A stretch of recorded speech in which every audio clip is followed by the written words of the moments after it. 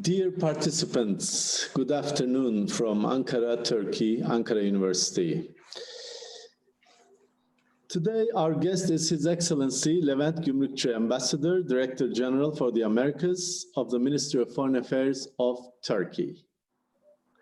Dear Mr. Ambassador, I would like to thank you on behalf of Ankara University for participating in our international webinar series. Thank you very much. It is my great pleasure to be with you, as usual. Thank you, Mr. Ambassador. If you would allow me, I want to proceed to the first question then. Surely. Thanks. The first thing I would like to ask you is about you and your career in the Ministry of Foreign Affairs of Turkey. Could you please be so kind to introduce yourself to the participants of our webinar and say a few words about your mission and your career in the Ministry of Foreign Affairs? First of all, thank you again for giving me this opportunity. Really, it is a great pleasure to be on this webinar with you, particularly with you, Professor Kutlu. If I may say Necati, because Yes. for those who don't know us, we go way back to 35 years ago, being the graduate of the same high school.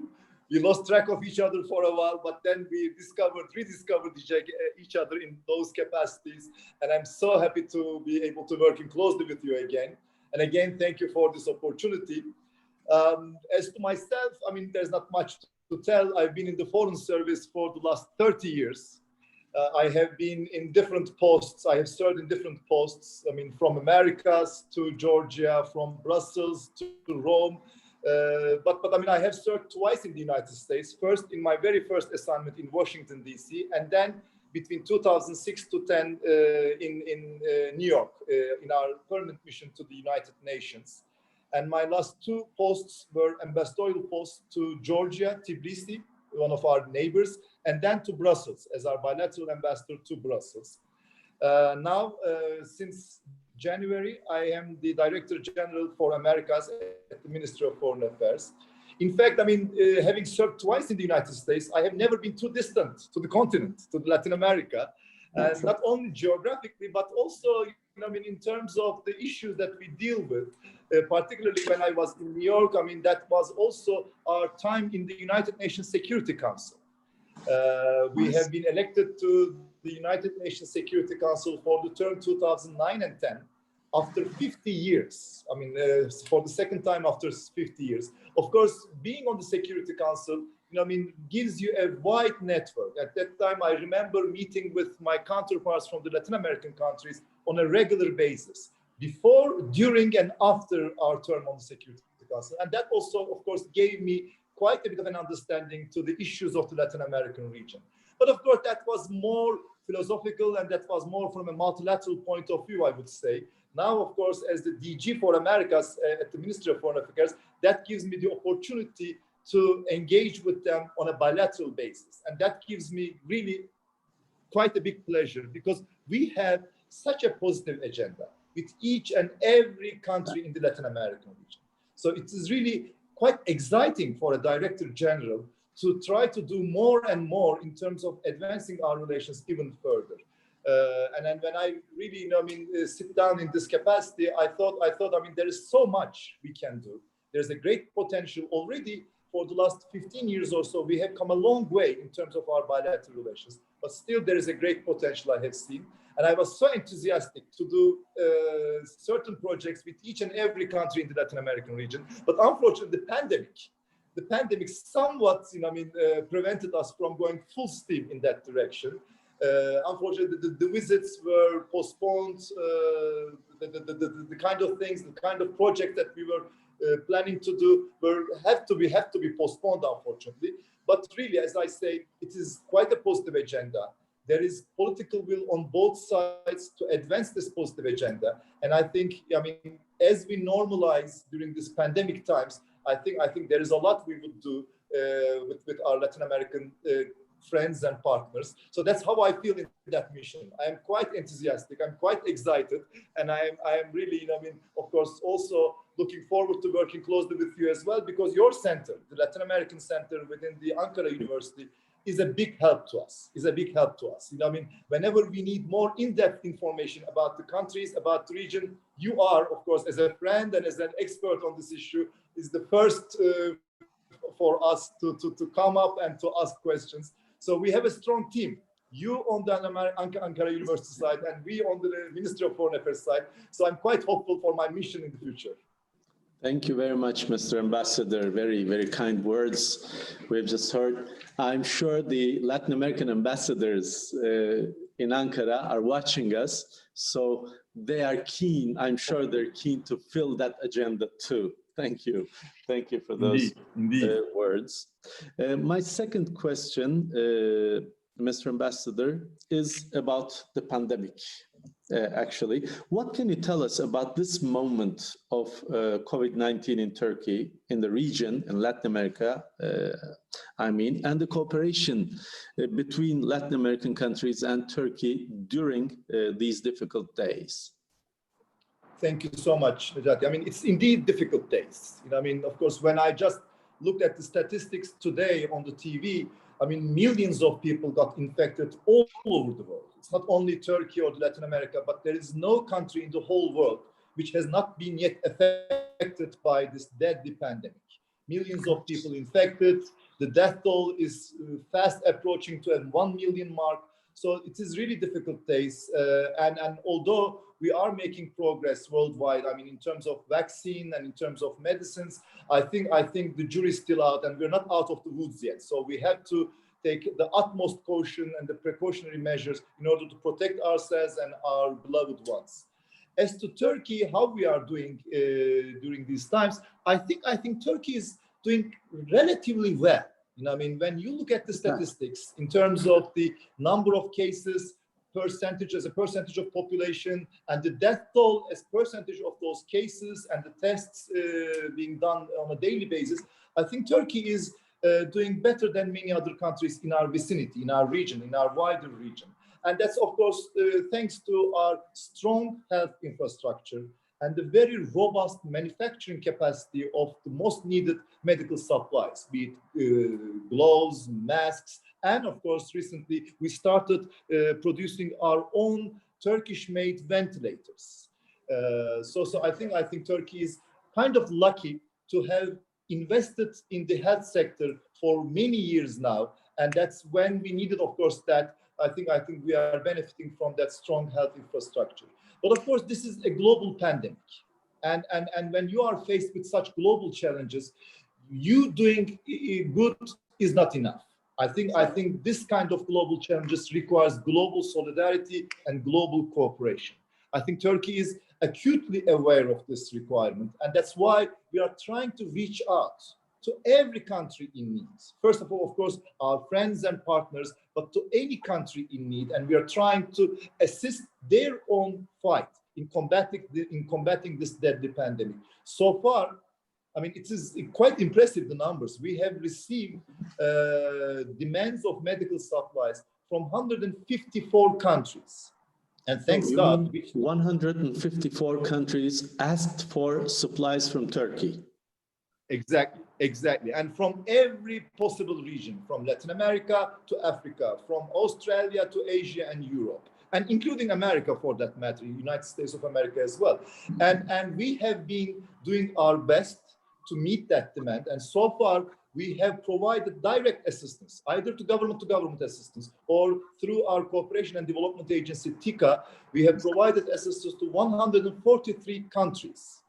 And that includes countries in the region as well, countries in the Latin American region as well. Like, for example, we have been recently in Dominican Republic, Haiti, and Venezuela. All three countries, we have been able to offer our assistance, ventilators, surgical masks, gloves, gowns, and other sort of hygienic material that they need most. But, apart from that, Colombia, Paraguay, Peru, Ecuador, Brasilia, Argentine. Not all of them were government-to-government assistance, but in some cases we used TICA. In some cases we used our Red Crescent. In some cases we used AFAD. And in some cases it was merely a cooperation between different municipalities. For example, in Brazil and Argentine, I mean, some of our municipalities have extended their hand of assistance to the regions, to different sort of, federal regions in those countries. So we are quite, committed to continue this sort of a relationship, this cooperation, to the extent they need our assistance. But also, apart from this kind of humanitarian assistance, we are also providing, some very needed material in a more commercial aspect as well. For example, we have exported the Turkish-made ventilators to Brasilia. Brasilia, in fact, was one of the first importers of those ventilators made in Turkey by Arçelik, Aselsan, and Biosys. There's a consortium under the Ministry of Health and Ministry of Technology and Industry. So, and they are very much happy with that. They are very much satisfied with the performance of these ventilators. So I'm hoping that apart from our assistance, we will also have a new avenue of trade with those countries when it comes to such medical supplies. But that is what we are doing within the, scope of the, current times. The pandemic still affecting us, and our priority maybe is more related to the, medical supplies. But we are also thinking about a post-COVID world as well, because that is obvious that this pandemic is going to affect the whole world in many different ways. Not only in terms of public health and health infrastructure, but the way we think, the way we conceive the world economically and politically.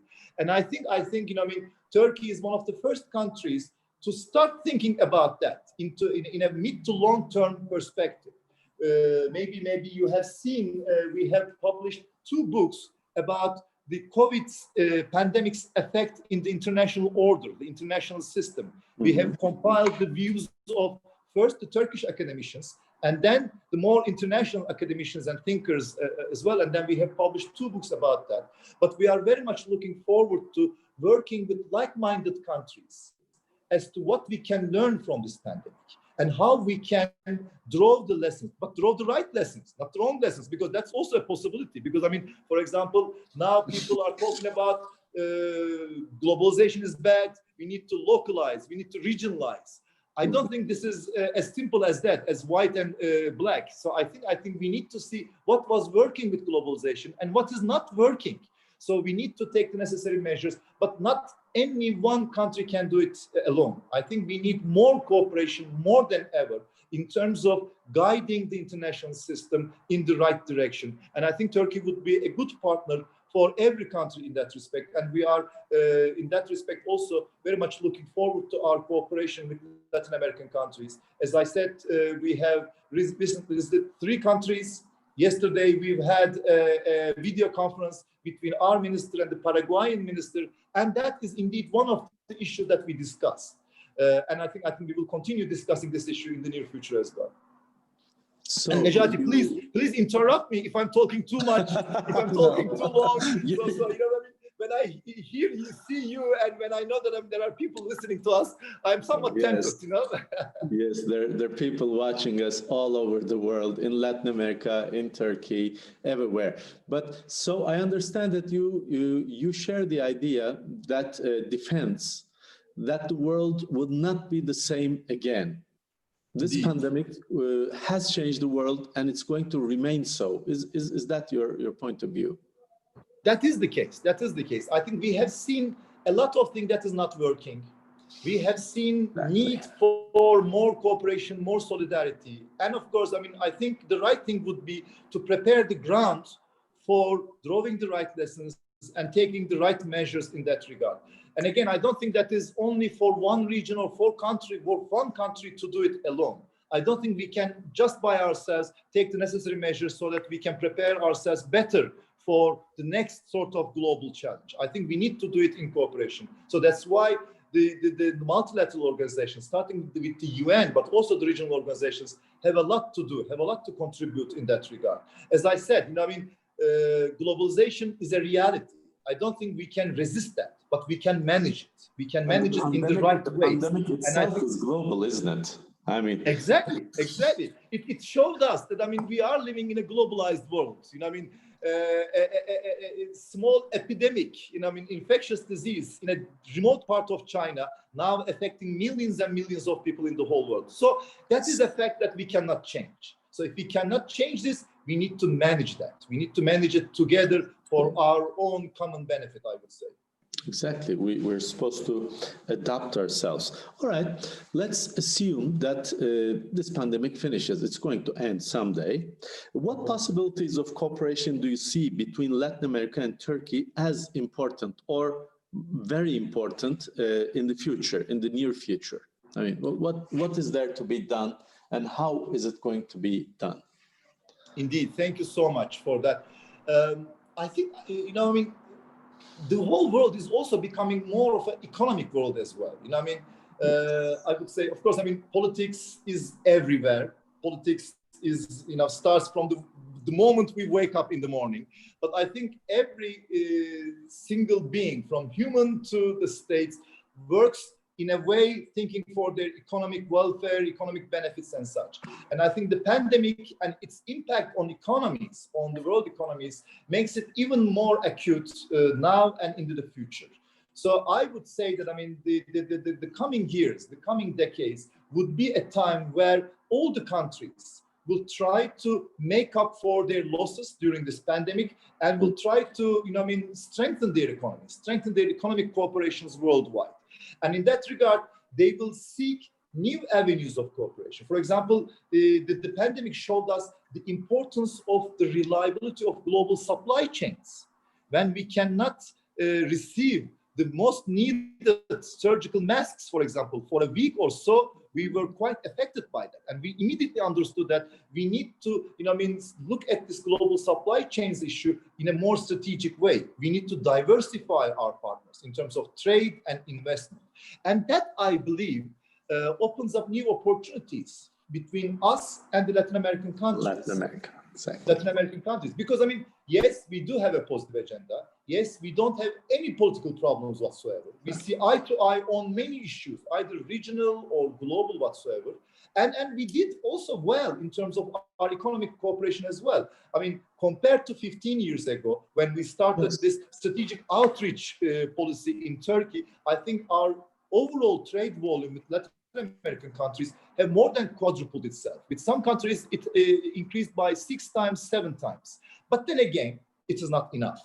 When I looked at numbers, when I looked at the complementarity of our economies, when I look at the added values that we can bring to the table, I think the current volumes of trade and investment is certainly not enough. Maybe I'm hoping that with the effect of this pandemic, with the understanding that we need to diversify our trade and investment partners, maybe our business communities will explore more than ever the opportunities that is, you know, I mean, on both sides of the Atlantic. You know, I mean, in Latin America for Turkey and in Turkey for the Latin American countries.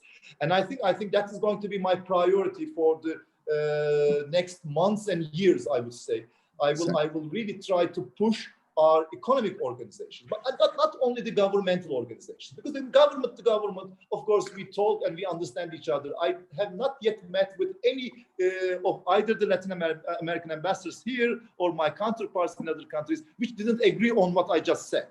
But when it comes at the end of the day, it is our business communities who are going to act upon what we agree and what we see as a potential.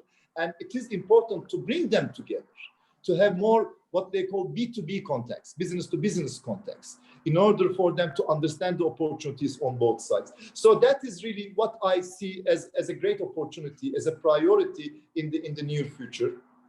And on that, I think we do have a political willingness, a sort of a common view on both sides. So we will go into that. For example, we do have free trade agreement negotiations with several countries in the Latin American region. We do have some basic agreements still pending, whether it is the mutual investments protection or whether it's the avoidance of double taxation or others. I think we need to move very swiftly in concluding these negotiations and signing those agreements, and then encouraging, bringing some new incentives for our business communities to link up with each other. So that is one thing. The second thing, again, I mean, maybe I'm repeating myself, but I think the international cooperation would be quite important in the coming months and years and decades, probably. And for that, multilateral organizations will be in the core, will be very much in our focus, on our focus. I don't think the multilateral organization, even including the United Nations, is working up to its capacity at this point in time. So maybe we need to step up our cooperation in multilateral organizations, starting with the UN and others. And in that regard, I see a lot of opportunities for us and the Latin American countries to cooperate within the UN, be it in the international economic system-wise issues, be it, the more sort of political issues as to globalization, as to sort of different, international peace and security matters, because we see eye to eye on many of those issues. We are quite like-minded. So why not we come together more often? Why not we consult with each other more often? And not, again, bureaucrat to bureaucrat, diplomat to diplomat, but bring our academicians, bring our think tanks together. For example, we do have Lamer, of course, who has quite a good network in the Latin American country, but we need to make more out of this network. We need to have such webinars, such, seminars and conferences more often, not only about Turkish Latin American cooperation, but on issues of common interest in a worldwide context. So I think this multilateral cooperation is also something that we need to push more in the near future. There again, I would of course, once the pandemic, pandemic related limitations are over, I'm looking forward to visiting those countries, meeting with my counterparts, and see how we can take this further in the future. So I understand that your trips are going to continue because you've just come back from Latin America. It will. Of course, in that visit, I accompanied my minister to 3 countries, and all of them were quite impressive. In the Dominican Republic, we have attended the inauguration ceremony of the new President Abinader Corona, and we had a wonderful bilateral meeting with him. Maybe you know, Necati, that was new for me. His grandparents came from Lebanon. I used to know his father. I used to know his father. It is called Turcos in the region, apparently. Exactly. May he rest in peace. In one of the occasions, I had the opportunity to visit Dominican Republic. Some friends of mine introduced me to his late father, Abinader, President Abinader's father. He was a politician too. So I know the family, and I think it's very important. They have important ties with this part of the world and with the Ottoman legacy. They do. And I think that provides us a good opportunity to get together, to understand each other, and to explore new opportunities. But also, I think for them, it is also quite important what Turkey is doing in its own region, in Middle East, Caucasus, Black Sea, Balkans, and the Eastern Mediterranean. I think it is quite important for them also to understand, and also to try to, feedback ourselves with their own views coming from the region, from their ancestral regions as well. So I think we attach great importance to this relationship. And we discussed that at length with President Abinader. We also discussed some new opportunities for investments, be it in tourism, in infrastructure construction. There are certain dams in Dominican Republic which needs renovation and reconstruction, and I don't think, they can find any better options than the Turkish construction companies, who are among the best in the world in that regard. Exactly. Then again, we visited Haiti, for example. That was the second time we had a ministerial visit to Haiti, and Minister Çavuşoğlu's first visit to this country, and we are quite impressed with their willingness to increase their cooperation with Turkey. Of course, Haiti is coming out of a long transition period of somewhat political turmoil, but mostly, of course, the economic difficulties, because of disasters, earthquakes, and such. So they need almost cooperation in every field. But we agreed to start with energy. A Turkish company now is going to provide electricity to Haiti, very much needed for daily lives, but for industry, for economy as well. And I think there will be a few Turkish construction companies engaged with the Haitian authorities for some housing projects. And again, that is also quite a high priority. So that was also quite a good visit. And then we visited Venezuela. That was the anniversary of the establishment, 70th anniversary of the establishment of our diplomatic relations. There again, we had good talks with them. Not only in terms of bilateral relations, but also in terms of the domestic situation in Venezuela as well. But we have a good, rapport, not only with the government, but with every stakeholder in the Venezuelan politics. And I think Turkey can be described as a true friend of Venezuela and Venezuelan people. And that came out quite strongly again during that visit. So that was a bit of a commercial in terms of our visit to the region with Minister. But I am planning myself as well to continue such interactions with my own counterparts in all around the region. Because the more we talk, every time we see more opportunities. We discover new opportunities, new possibilities. So again, maybe we have a long geographic distance from each other, but our mental distance is not distant. And I think, of course, given the technological advances of today, there is no difficulty in us traveling there or them coming to us. There are no visa requirements with many of the countries of the region. So I think we have a lot to do in the future. Exactly. Well, those Ottomans that immigrated to Latin America had traveled for more than 1 month to reach there in those times. And now, it takes about 10 hours, 12 hours to reach any of the capitals of Latin America. Now, we have seen an opening in Turkish foreign policy towards Latin America in the beginning of the late 90s. And this opening has been accelerated with the new millennium after the 2000, let's say. Is this increase of interest going to be continuous? What are some of the steps to be taken by our Ministry of Foreign Affairs in the forthcoming days? Thank you so much. First of all, let me assure you at the outset, this interest is going to be continuous. There is no doubt about that. I think our relations with the Latin American region has become a strategic pillar of Turkish foreign policy. And I'm quite happy to be a small part in that regard personally as well, because back in 2016, 2006, when we had renewed our strategic approach to Latin America, I was in our policy planning department. And I was one of the persons who had a pen in those concept papers at the time. Arguing about the importance of Latin America, arguing, that the geographical distance is no longer an issue, can no longer be a shield, separating us from each other, and that we need to invest more, both mentally, but economically, politically, culturally, and socially to this very important region, which has a great potential of development in the next decades, in the next century.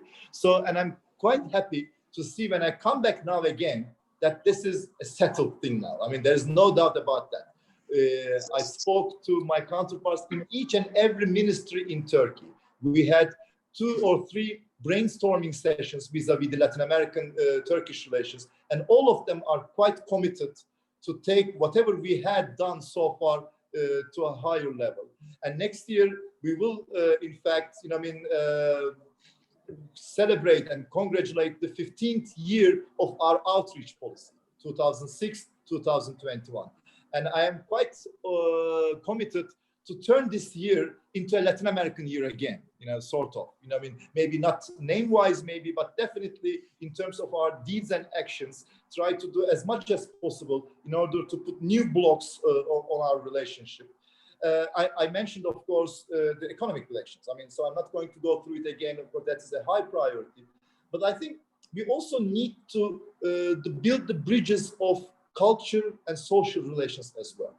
Because, of course, economics, tradesmen, and our business committees know where to make profit.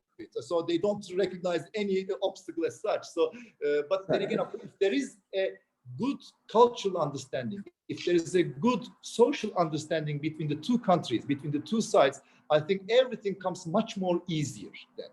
And now, of course, I'm quite happy to see a growing interest, both in Turkey, about the culture of Latin America, including the Spanish language itself, but more so in terms of Latin America, its own culture, its own peculiarities and such, but also it is mutual. For example, I think a month ago or so, the Turkish Yunus Emre Cultural Institute started its online Turkish language courses. And can you believe, just from Paraguay alone, 1,500 people applied to take those Turkish language courses online, despite time differences, despite everything. So that gives me quite a bit of hope in terms of our relations. And there are more and more students from Latin American countries who are benefiting from Turkey scholarships and trying to, continue their higher education in Turkey, in Turkish universities.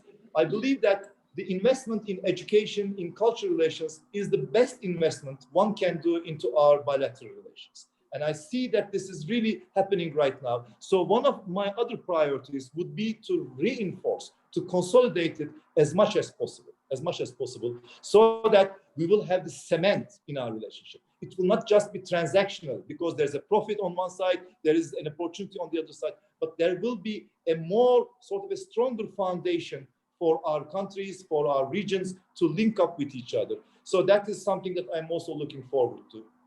The two other issues that I would maybe name here is that, one of them is TICA. I was quite pleased to learn that TICA has become a brand name in the Latin American countries as well. I thought that, TICA was more active in our immediate regions, like Balkans, Caucasus. When I was in Georgia, for example, the head of TICA office was more like a celebrity than myself, so I was a bit jealous of that. They were so active in those immediate regions, like Middle East and also Africa. But then I have seen that they have also engaged with Latin American countries, and they have undertaken many different development projects in Latin American countries as well. So I spoke to the president of TICA just yesterday on another issue, but I see that they are quite committed to continue their engagement with Latin American countries. And I think that will also add a new dimension, or an additional dimension to our bilateral relations. So I count on TICA a lot. And lastly, Turkish Airlines. Of course, that is a brand for Turkey everywhere in the world. And every ambassador that I spoke to, every director general that I have so far got in touch with, they always wanted either the start of direct Turkish Airlines flights to their countries or the increase of the frequency of the current flights to them. And I think Turkish Airlines is not only, again, an economic organization. It bridges the communities. It bridges the two peoples. I think the more flights we have, the more we're going to recognize each other. The more people are going to travel to each other, and the more stronger foundations we will have between our countries. So these are some of the things that come to my mind just off the cuff. Exactly. I share your opinion about TICA, naturally. I was quite shocked with the situation in Latin America about the Turkish language too, when I heard the numbers, the people that got registered in the courses. So that's a giant step. And Turkish Airlines, I think the relations between Turkey and Latin America can be divided in two by some manner, before Turkish Airlines and after Turkish Airlines, because Turkish Airlines, as you mentioned, the impact was not only economic, it was social. Everyone wanted to come to Turkey. Everyone had traveled to Turkey, most of them, let's say, and the rest wanted to come. When are the flights going to start? Of course. This is a big question. But Turkish Airlines is really, trying every possibility. They are really looking forward to start those flights as soon as possible. Unfortunately, the pandemic, of course, now is affecting the Latin American countries quite heavily. Now, if you are talking about an epicenter of the pandemic, it is still within Latin American countries. So that's why, of course, they have to take every sort of caution, but they are very much willing to do so. And I think they're not going to wait one single day more than necessary in order to take. But they're not only going to start it. They are there because I was in touch with them, especially immediately after I arrived in Ankara. Immediately I took up this post. They were telling me that they are very much looking forward to increase the frequency of certain sort of routes. So I think when they start, they will again come to that point where they will be able to increase the frequency as well, both in terms of passenger flights, but also cargo flights. For example, they're flying to Brasilia and Colombia, but they have recently added Argentine for their cargo flights, Mexico as well. So I think we are going to increase the number of our cargo routes as well, which is also going to be good for our economy as well. And really, I mean, it's, of course, the Latin American region is a huge region. I mean, it's a continent after all, you know. I mean, and there are differences within the region as well, from the Caribbean to Central America, from Latin America to. But from our point of view, the positive agenda is same, the approach is the same, and I think TICA and Turkish Airlines also look into this region in the same way. Well, those are good news. Well, just to finish then, if you would allow me, I would like to ask for Turkey's priorities in the region now, immediate priorities in the region, and what is going to happen in the future, but very near future. What important steps are going to be taken? What are we going to see in the near future about Latin America? Thank you.